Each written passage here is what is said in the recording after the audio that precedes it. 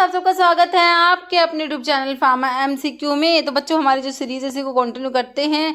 5000 plus MCQs की series है। सभी गवर्नमेंट फार्मासिस्ट एग्जाम्स के लिए आप लोगों की ये सीरीज़ इंपॉर्टेंट रहने वाली है। ओके, तो इसमें बहुत सारे क्वेश्चन हमने डिस्कस कर लिए और जो है अभी जितने भी आपके अपकमिंग गवर्नमेंट फार्मासिस्ट के जितने भी एग्जाम्स होंगे सभी के लिए सीरीज़ इंपॉर्टेंट है। ओके, तो इसको फॉलो कीजिएगा। और अभी फार्मा एमसीक्यू वाला एप्लीकेशन भी बच्चों अवेलेबल है, प्ले स्टोर से डाउनलोड कर सकते हो। अदरवाइज वीडियो के डिस्क्रिप्शन बॉक्स में ऐप की लिंक है जहाँ पर आपको डिफरेंट टेस्ट सीरीज और क्रैश कोर्स है ना, तो वहाँ पे विजिट जरूर कीजिएगा। तो अभी देखो इसमें क्वेश्चन देखो हमारा, which the following biguanide drug is involve in the increasing glucose uptake and decrease कराएगी ग्लूकोज का सिंथेसिस, है ना। तो बाइगोनाइड देखो आपसे क्वेश्चन क्या पूछा है, बाइगोनाइड लिख दिया यहाँ पर, है ना। तो बाकी तो कुछ सोचने की जरूरत है ही नहीं। देखो ग्लिपिजाइड जो है आपका ऑप्शन में, ग्लिपिजाइड जो है ये हमारा सल्फोनाइल यूरियाज में आता है सेकेंड जनरेशन में, है ना। टोलब्यूटामाइड भी सल्फोनाइल यूरियाज में आता है, ये फर्स्ट जनरेशन में आता है। और आपका मेटाफॉर्मिन ही आता है बाइगोनाइड में। बाकी मिग्लिटोल बच्चों अल्फा ग्लूकोसिडेज इनहिबिटर में आता है। ये हमारा क्लासिफिकेशन है किसका, ओरल हाइपोग्लाइसेमिक का क्लासिफिकेशन में ये आप पढ़ते हो। तो सिंपल बाइगोनाइड कैटेगरी की ड्रग हमें मेटाफॉर्मिन ही दे रखे, तो ऑप्शन 3 करेक्ट हो जाएगा। तो मेटाफॉर्मिन जो होती है क्या करेगी, इंक्रीज करेगी ग्लूकोज का अपटेक और डिक्रीज ग्लूकोज का सिंथेसिस। ओके, बाकी जो हमारे सल्फोनाइल यूरियाज जो होते हैं बच्चों, ये क्या करती है, इंसुलिन का सिक्रेशन जो पैनक्रियाज से इंसुलिन के सिक्रेशन को एनहेंस कराते हैं, ध्यान रखना है। ओके, नेक्स्ट है what is the effect of reducing particle size and dissolution rate. भाई डिसोल्यूशन रेट पर पार्टिकल साइज अगर कम हो जाएगा तो उसका क्या फर्क पड़ेगा। भाई पार्टिकल साइज अगर कम हो जाएगा तो क्या हो जाएगा, सरफेस एरिया जो होता है बच्चों वो इंक्रीज हो जाएगा, है ना। तो उससे डिसोल्यूशन रेट भी इंक्रीज हो जाएगा। तो कह रहे नो इफेक्ट, तो इफेक्ट पड़ेगा, नो तो नहीं होता कि नो इफेक्ट ऑन, तो इफेक्ट पड़ता है। Change in amount of substance that dissolve in solvent increase हो जाएगा बच्चों, डिसोल्यूशन रेट डिक्रीज नहीं होगा। ओके, पार्टिकल साइज कम करने से इंक्रीज होगा डिसोल्यूशन रेट, क्यों, क्योंकि सरफेस एरिया बढ़ जाएगा। तर what does high level of C reactive protein जो होता है, सी रिएक्टिव जो प्रोटीन होता है बच्चों, सी रिएक्टिव प्रोटीन सीआरपी से इसको डिनोट करते हैं। तो ये क्या इंडिकेट करता है, अगर इसका लेवल ज़्यादा हो जाएगा ना बच्चों तो इसका मतलब है कोई इन्फ्लामेशन, कोई इन्फेक्शन हो रखा है। ओके, इन्फ्लामेशन या infection, low blood sugar, dehydration, anaemia. तो इसका मतलब होता है क्या भाई, इन्फ्लामेशन या इन्फेक्शन। अगर सी रिएक्टिव प्रोटीन जो होता है इसका लेवल ज़्यादा होता है। सी रिएक्टिव प्रोटीन बच्चों एक प्रोटीन होती है, ये प्रोड्यूस होती है बाय द लीवर इसको प्रोड्यूस कराता है in the response of inflammation in the body में। इन्फ्लामेशन के रेस्पॉन्स में ये प्रोटीन जो होती है लीवर से प्रोड्यूस होती है। तो अगर इसका जो लेवल अगर ज़्यादा है तो मतलब पता लग जाएगा कि भाई कोई इन्फ्लामेशन या फिर कोई इन्फेक्शन हो रखा है। High level of C reactive protein indicate inflammation और infection, its level rise significantly during acute inflammation में, जैसे कि in the presence of an infection. Okay, high level of circulating catecholamine generated due to catecholamine secreting tumour in adrenal medulla is called, है ना। तो adrenal gland जो है, adrenal gland आपने पढ़ा है भाई किडनी के ऊपर प्रेजेंट होती है, सुप्रारेनल ग्लैंड भी कहते हैं। इसका इनर पार्ट मेडुला होता है, आउटर कोर्टेक्स होता है। तो मेडुला, इसका जो एड्रेनल मेडुला की बात हो रही है ना, तो इसके ट्यूमर हो जाएगा। इसमें ट्यूमर की वजह से क्या हो जाएगा, कैटेकोलामिन्स आपने पढ़ा है, मेडुला जो होता है बच्चों इससे आपके एड्रेनलिन और नोर एड्रेनलिन सिक्रेट होता है ना। तो ये हमारे कैटेकोलामिन्स होते हैं। तो कह रहा अगर ट्यूमर हो गया तो कैटेकोलामिन्स बहुत ज़्यादा सिक्रेट हो जाएंगे। कह रहा high level of circulating catecholamines generate होते हैं due to catecholamine secreting tumour in adrenal medulla. तो इसे कहेंगे बच्चों, ये किस में होता है, फियोक्रोमोसाइटोमा होता है। देखो प्रीएक्लैम्प्सिया, ग्लियोब्लास्टोमा, फियोक्रोमोसाइटोमा, एपनिया। तो ये फियोक्रोमोसाइटोमा होता है, tumour of the adrenal gland कहा जाता है ना। ट्यूमर हो जाएगा एड्रेनल ग्लैंड का, इससे आपके कैटेकोलामिन्स बहुत ज़्यादा सिक्रेट हो जाएंगे। तो ऑप्शन 3 करेक्ट है। तो which the following falls under class 1A antiarrhythmic drug. Simple antiarrhythmic की क्लासिफिकेशन से क्वेश्चन आपको पता है बच्चों, क्लासिफिकेशन का मैंने वीडियो बना रखा है, उसको आप रिवाइज कर लिया करो, है ना। तो देखो क्लास 1A पूछा, तो क्लास 1A में मैंने आपको QPD से 3 ड्रग याद करा रखी है ना। तो फेनिटोइन तो किस में आया था, क्लास 1B में मैंने आपको बताया था। क्लास 1B 1B में हमने लिडोकेन पढ़ा था, है ना। और कौन कौन सा था हमारा, इसमें फेनिटोइन आता है, लिडोकेन मैक्सिलिटीन आता है, लिडोकेन मैक्सिलिटीन आता है, फेनिटोइन और टोकेनाइड आता है। ये हमारे क्लास 1B में आती है। तो फेनिटोइन तो क्लास 1B में, प्रोकेनामाइड क्लास 1A में आता है। प्रोकेन का अमाइड डेरिवेटिव प्रोकेनामाइड होता है जो कि क्लास 1A में आता है। क्यूपीडी से 3 ड्रग याद करके तुमने, क्विनिडिन, प्रोकेनामाइड, डायसोपायरामाइड। लिडोकेन बच्चों क्लास 1B में चला जाएगा। एनकेनाइड, फ्लिकेनाइड, मोरिसिजिन, प्रोपाफिनोन ये क्लास 1C में आती है। एनकेनाइड आती है, फ्लिकेनाइड आता है, प्रोपाफिनोन आता है, मोरिसिजिन आती है। किस में आते हैं बच्चों, हमारे क्लास 1C में आते हैं। ठीक है, तो सिंपल क्लास 1 में आपके सोडियम चैनल ब्लॉकर्स आते हैं, क्लास 2 में बीटा के ब्लॉकर, क्लास 3 में पोटाशियम चैनल ब्लॉकर्स आते हैं, क्लास 4 में कैल्शियम चैनल ब्लॉकर्स आते हैं। कैल्शियम चैनल ब्लॉकर जैसे कि आप पढ़ते हो विरापेमिल और डिल्टियाजैम, है ना। और पोटाशियम चैनल ब्लॉकर में आपने एमिडन, ब्रिटालियम, डोफिटिलाइड और आइबुटिलाइड याद करा हुआ है। ओके, तो यहाँ पर आंसर बिल्कुल करेक्ट ऑप्शन 2 है। मतलब रिटोनाविर इज सिंथेसाइज्ड फ्रॉम, तो जो आपके एंटीवायरल ड्रग होती है ना, तो उसमें आपने प्रोटीएज इनिबिटर रिंसल से याद कर रखे हैं, रिटोनाविर, इंडिनाविर, नाल्फिनाविर, साक्विनाविर, एम्पिनाविर, लोपिनाविर, ये आपके क्या होते हैं बच्चों, प्रोटीएज इनिबिटर होते हैं, है ना। तो इसमें जो आपकी रिटोनाविर जो होती है ना, ये सिंथेसाइज्ड होती है। इसके लिए क्या याद रखोगे आप, एपिक्लोरहाइड्रिन, ये हाइड्रोसिनेमाइल क्लोराइड डाइऑक्सोलोन, ये आपका फिनाइल एलनिन आप लोगों ने याद रखना है। रिटोनाविर सिंथेसाइज्ड होगी किससे, फिनाइल एलनिन से। ओके, नेक्स्ट है site of action of penicillin. देखो पेनिसिलिन जो होती है बच्चों हमारी बीटा लैक्टम एंटीबायोटिक में आती है ना। तो ये कहाँ पर काम करेगी, तो आपने पढ़ा हुआ है सेल वॉल पे कौन कौन सी ड्रग एक्ट करती है, penicillin, cephalosporin, bacitracin, vancomycin and cycloserine, ये आपके सेल वॉल पे एक्ट करने वाले ड्रग है। तो पेनिसिलिन कहाँ पर एक्ट करेगी बच्चों, सेल वॉल पे एक्ट करती है। राइबोसोम, न्यूक्लिक एसिड नहीं होगा, सेल मेम्ब्रेन नहीं होगा, ऑप्शन 3 सेल वॉल करेक्ट हो जाएगा। पेनिसिलिन जो कि हमारे बीटा लैक्टम एंटीबायोटिक में आती है। Sulfonamide work by inactivating the enzyme, sulfonamide जो बच्चों हमारे होते हैं तो कौन सा एंजाइम को इनएक्टिवेट कराते हैं, डीएनए टोपोआइसोमरेज को नहीं कराएंगे, डाइहाइड्रोटिरोइड सिंथेज, डाइहाइड्रोफोलेट रिडक्टेज को इनिबिट कराने का काम बच्चों हमारे सल्फोनामाइड का नहीं होता है ना, सल्फोनामाइड नहीं कराते इसको, ये हाइड्रोटिरोइड सिंथेज नहीं होता। ये ऑप्शन 2 जो है मतलब बी करेक्ट हो जाएगा, ऑप्शन 2 डाइहाइड्रोटिरोइड सिंथेज एंजाइम को हमारे सल्फोनामाइड इनएक्टिवेट करा देते हैं। तो ऑप्शन 2 ये सिंथेज एंजाइम होता है। बाकी जो रिडक्टेज एंजाइम को जैसे कि आपने पढ़ा है भाई सल्फोनामाइड जो हमारा कोट्राइमोक्साजोल जो कॉम्बिनेशन आता है सल्फामिथोक्साजोल के साथ में ट्राइमिथोप्रिम देते हो, तो यहाँ पर सल्फामिथोक्साजोल तो इस सिंथेज एंजाइम को इनिबिट करा रहा है, और जो ट्राइमिथोप्रिम जो होता है बच्चों ये डाइहाइड्रोफोलेट रिडक्टेज को इनिबिट कराता है। ठीक है, तो जैसे आपने मिथोट्रिक्सेट भी पढ़ा हुआ है, डीएचएफआर इनिबिटर में आता है ना। तो यहाँ पर ऑप्शन 2 करेक्ट होगा। ये जो है सल्फोनामाइड ये जो किसको इनिबिट कराते हैं, डाइहाइड्रोटिरोइड सिंथेज को। नेक्स्ट है increase in size and weight of the myocardium of heart, है ना।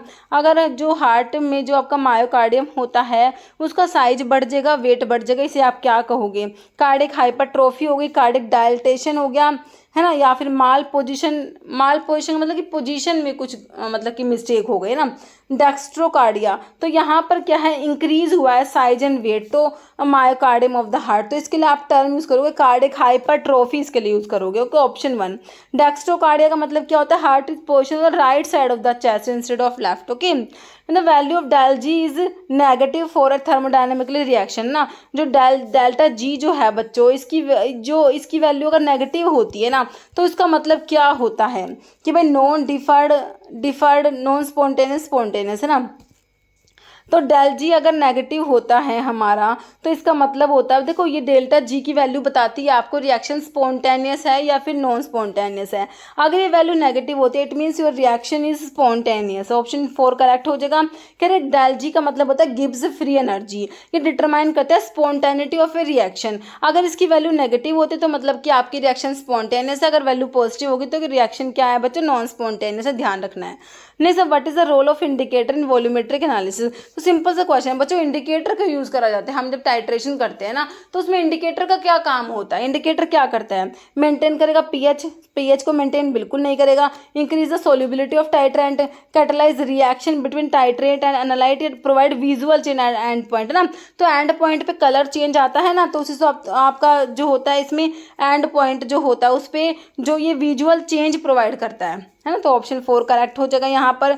नेक्स्ट है विच of the following indicator is use in titration of chloride and silver nitrate. Chloride और सिल्वर नाइट्रेट की टाइट्रेशन जो आप मोर्स मेथड में पढ़ते हो ना वहाँ पर, तो उसमें कौन सा इंडिकेटर आपने यूज़ करा था? पोटाशियम क्रोमेट करा, फेरिक अमोनियम सल्फेट करा, फिनोल्फथलीन या मिथाइल ऑरेंज। तो हमने क्या यूज़ करा है बच्चों यहाँ पर? पोटाशियम क्रोमेट, बिल्कुल करेक्ट हमारा ऑप्शन 1 हो जाएगा।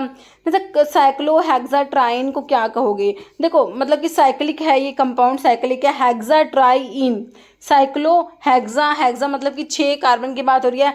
ट्राईन मतलब क्या है? इसमें 3 मतलब कि डबल बॉन्ड प्रेजेंट है ना, तो किसे कहोगे बताओ? साइक्लिक कंपाउंड है, 6 कार्बन मतलब हेक्सा 6 कार्बन, और आपने ट्राईन बनाना है, इसमें 3 डबल बॉन्ड प्रेजेंट है। मतलब देखो बेंजीन में होगा फिनोल में तो बच्चों आपका OH आएगा, लेकिन OH की तो इसमें बात ही नहीं है, काट दो।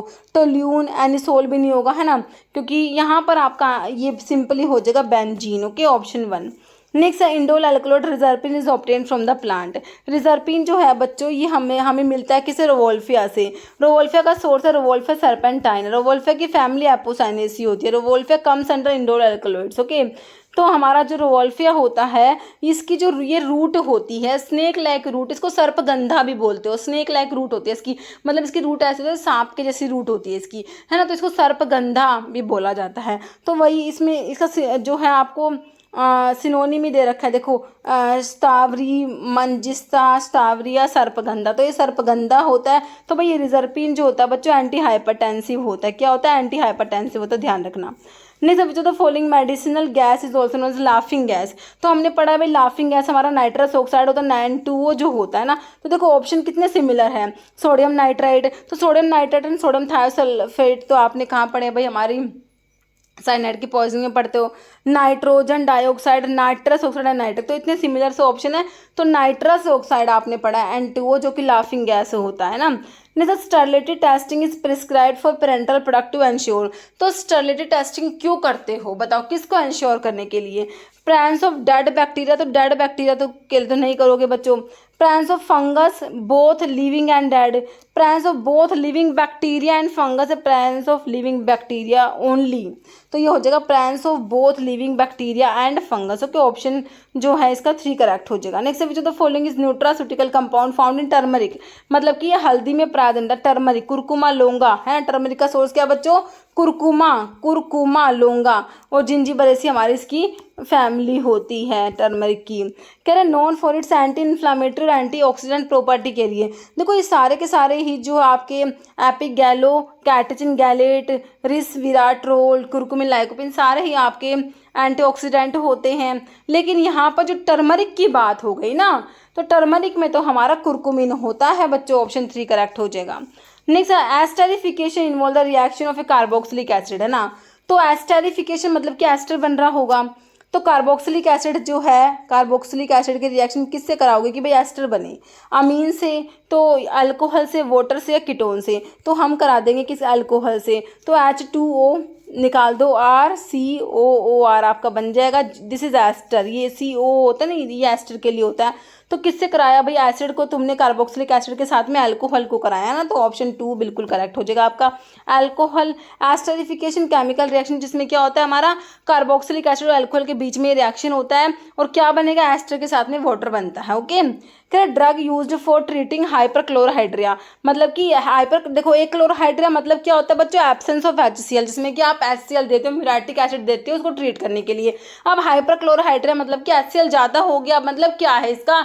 एसिडिटी, एसिड ज़्यादा हो गया, मतलब कि, है ना, क्या करोगे भाई? एंटासिड दे दो, अल्कलाइन सब्सटेंस होते हैं एसिड को अपोज करा देंगे, या फिर आपके H2 ब्लॉकर्स आप लोग पढ़ते हो, है ना। तो यहाँ पर क्या दिया? Aluminium hydroxide, aluminium sulphate, aluminium nitrate, aluminium acid, तो एल्यूमिनियम हाइड्रोक्साइड आपका एंटासिड होता है ना बच्चों, तो बिल्कुल सिंपल ऑप्शन 1 करेक्ट हो जाएगा। Following substance is not present in ORS powder में क्या प्रेजेंट नहीं है? Calcium gluconate, dextrose, sodium chloride, sodium citrate, तो बच्चों कैल्शियम ग्लूकोनेट प्रेजेंट नहीं होता, बाकी डेक्सट्रोज तो आपका होता ही है, इसमें सोडियम क्लोराइड होता है, सोडियम सिट्रेट, तो ऑप्शन 1 हो जाएगा, नोट पूछा है। फॉलोइंग इंडिकेट टर्बुलेंट फ्लो, तो टर्बुलेंट फ्लो को कौन इंडिकेट करेगा इसमें से? देखो रिनॉल्ड नंबर जो होता है बच्चों एक डायमेंशनलेस क्वांटिटी होती है, ठीक है, तो ये होता है रेनॉल्ड नंबर होता है, ये होता है inertial force by viscous force, ठीक है, ये इसका फॉर्मूला होता है। विस्कस फोर्स मतलब जो विस्कोसिटी की वजह से जो होता है, अगर ये विस्कस फोर्स ज़्यादा होता है ना तो क्या होता है, मतलब विस्कोसिटी की वजह से है तो ये फ्लो जो होता है वो होता है क्या क्या बोलेंगे इसके लिए, लैमिनार फ्लो होता है। मतलब कि लेयर्स में जो है फ्लो है, एक ऑर्डिनरी मूवमेंट है, स्मूथ फ्लो बोल सकते हो, प्रिडिक्टेबल फ्लो बोल सकते हो इसको, लो रेनॉल्ड नंबर, ये तीनों बातें इंडिकेट कर रही है किसकी तरफ, लैमिनार फ्लो की तरफ इंडिकेट कर रही है।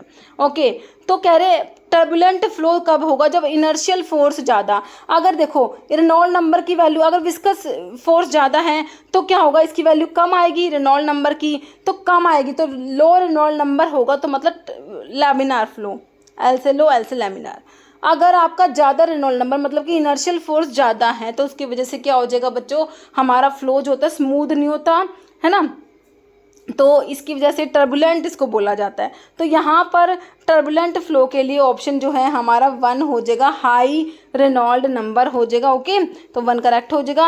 रेनॉल्ड नंबर डायमेंशनलेस क्वांटिटी होती है, प्रिडिक्ट क्या बताती है ये, that help predict fluid flow pattern in different situation by measuring the ratio between inertial force and the viscous force. Okay, low अगर रेनॉल्ड नंबर होता है इसका मतलब होता है flow tends to be dominated by laminar flow, है ना, तो ये आपका लैमिनार मतलब कि शीट लाइक फ्लो होता है, और हाई नंबर होगा रेनॉल्ड नंबर तो मतलब टर्बुलेंट फ्लो होता है, ध्यान रखना। ओके, तो ये लिखा हुआ है high Reynold number indicate turbulent flow, predictable flow pattern, smooth ordinary, ये आपका लैमिनार में होता है जो लो रेनॉल्ड नंबर इंडिकेट करेगा।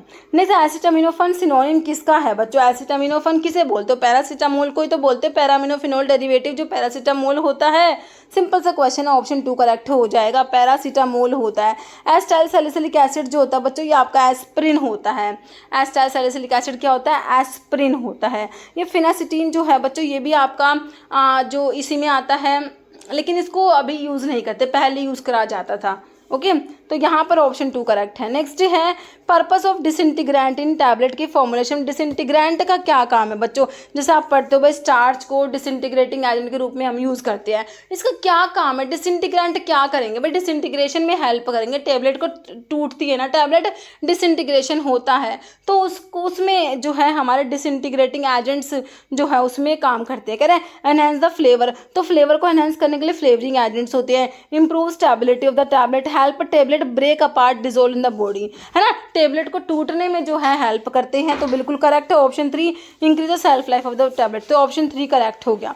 नेक्स्ट हमारा क्वेश्चन क्या है, कोर्टिकोस्टेरॉइड्स कॉन्ट्राइंडेड इन पेशेंट्स हैविंग, तो कोर्टिकोस्टेरॉइड्स होते हैं वो कॉन्ट्रा इंडिकेटेड होते हैं किस कौन से पेशेंट्स में, mouth ulcer, genital ulcer, gastric ulcer या पेप्टिक अल्सर। तो बच्चों पेप्टिक अल्सर के जो पेशेंट्स होते हैं ना तो उनमें कोर्टिकोस्टेरॉइड्स कॉन्ट्रा इंडिकेटेड होते हैं, ध्यान रखना, ऑप्शन 4 आप लोगों को करेक्ट हो जाएगा। नहीं, the term half life in the context of drug stability refers to, तो हाफ लाइफ का मतलब बताओ किसके रिलेशन में, ड्रग की स्टेबिलिटी के कंटेक्स्ट में। कह रहे time required for complete degradation of drug, time taken for drug to dissolve completely, time required for drug to lose 10% of potency, या time required for drug to lose 50% of potency. तो जो होता answer क्या हो जाएगा, option 4 correct हो जाएगा आपको। ओके, नेक्स्ट है clostridium botulinum is an example of इस टाइप ऑफ बैक्टीरिया, है ना, क्लोस्ट्रीडियम बोटुलिनम जो होता है कौन सा टाइप का बैक्टीरिया है, ओब्लिगेट एरोब है, ओब्लिगेट एनारोब है, फैकल्टेटिव एनारोब है, माइक्रो एरोफाइल्स है। देखो ओब्लिगेट जो एरोब है मतलब कि एरोबिक है ना, मतलब कि नहीं ऑक्सीजन चाहिए, एनारोब्स जिनको रिक्वायरमेंट नहीं होती, ठीक है। तो हमारा जो क्लोस्ट्रीडियम बोटुलिनम जो होता है ये हमारा किस में आता है, ओब्लिगेट एनारोब है, ये क्या है, ओब्लिगेट एनारोब, ऑप्शन जो है 2 करेक्ट हो जाएगा। ओब्लिगेट एनारोब ऐसे बैक्टीरिया होते they can only survive in the absence of oxygen, oxygen की एब्सेंस में सर्वाइव करते हैं, है ना। ओब्लिगेट एनारोब के ऐसे बैक्टीरिया होते हैं जो ऑक्सीजन की एब्सेंस में सर्वाइव करते हैं, ऑक्सीजन इनके लिए टॉक्सिक होती है, मतलब कि ये ओब्लिगेट एनारोब है, ये मतलब ऑक्सीजन इनको अगर ऑक्सीजन मिलेगी तो सर्वाइव ही नहीं कर पाएंगी। और ओब्लिगेट एरोब्स क्या होते हैं, ये इनको ऑक्सीजन की रिक्वायरमेंट होती है अपने सर्वाइवल के लिए। फैकल्टेटिव एरोब होते हैं ऐसे बैक्टीरिया जो मतलब फैकल्टेटिव एरोब्स क्या होते हैं, ये विद और विदाउट ऑक्सीजन, ऑक्सीजन होगी तो भी सर्वाइव करेंगे, नहीं होगी तो भी, फैकल्टेटिव एनारोब्स होते हैं ना। ठीक है। माइक्रो एरोफेल्स जो होते हैं इनको लो लेवल ऑफ ऑक्सीजन चाहिए होता है ऑप्टिमम ग्रोथ के लिए। जैसे Ocuserts is the dosage form specifically use for dash route. Ocusert ऐसा डोएस फॉर्म होता है जो यूज करते हो कौन से रूट से, ओरल, नेजल, ओक्यूलर या ओटिक, है ना। तो ओटिक वर्ड ईयर से रिलेटेड है। ओक्यूसर्ट आपका हो गया ऑप्शन जो है 3, ओक्यूलर हो जाएगा option 3 correct. Next, under which act does the NPPA operate to control drug price, है ना। तो कौन से एक्ट के under NPPA operate to control drug price, national pharmaceutical pricing authority जो है, इसका फुल फॉर्म याद रखना। क्या नेशनल फार्मास्यूटिकल प्राइसिंग अथॉरिटी होता है, तो कौन से एक्ट के under NPPA operate to control drug price, तो फार्मेसी एक्ट नहीं होगा बच्चों, medical termination of pregnancy act भी नहीं होता, डीपीसीओ बिल्कुल करेक्ट होता है, ड्रग प्राइस कंट्रोल ऑर्डर, बाकी ड्रग एंड कॉस्मेटिक एक्ट भी इसमें नहीं आएगा, तो ऑप्शन 3 करेक्ट है। तो प्रोज और tablet coating is used to, तो टैबलेट कोटिंग को क्यों यूज करते हो बच्चों, टैबलेट पे कोटिंग करी जाती है, क्यों करते हो, देखो कोटिंग करने के क्या फ़ायदे हैं। एक तो आप उसकी अपीयरेंस को एनहेंस करोगे, भाई दिखने में थोड़ी अच्छी सी लगे, उसको इजीली स्वेलो कर सको। बाकी जैसे कई बार होता है ड्रग का रिलीज आपको कंट्रोल करना होता है, तो भी टैबलेट कोटिंग का, जैसे कि आपकी एंटायरिक कोटिंग होती है ना, कि भाई ड्रग जो है इंटेस्टाइन में जाके रिलीज करे, मेडिकामेंट स्टमक में रिलीज ना करे, तो आप ड्रग का रिलीज भी कंट्रोल करते हो, है ना। तो कह रहे देखो इंग्लिश टैबलेट का वेट नहीं बढ़ाने के लिए करेंगे, इंप्रूव ड्रग की solubility, mask the unpleasant taste, हाँ जो आपका टेस्ट जो है उसको मास्क करोगे, है ना, उसके लिए करोगे, तो ऑप्शन यहाँ पर 3 करेक्ट हो जाएगा। बाकी एनहेंस टैबलेट डिसइंटीग्रेशन, तो ऑप्शन यहाँ पर 3 हो जाएगा।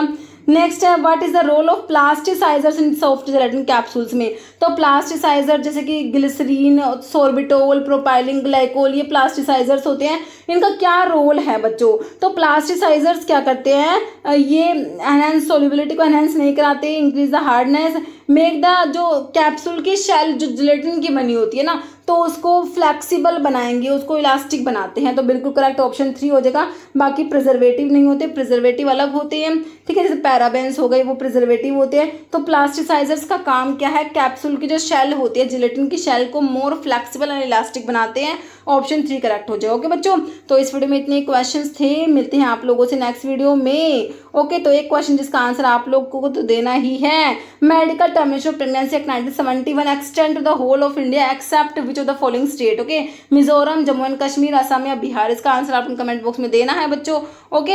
Okay, thank you.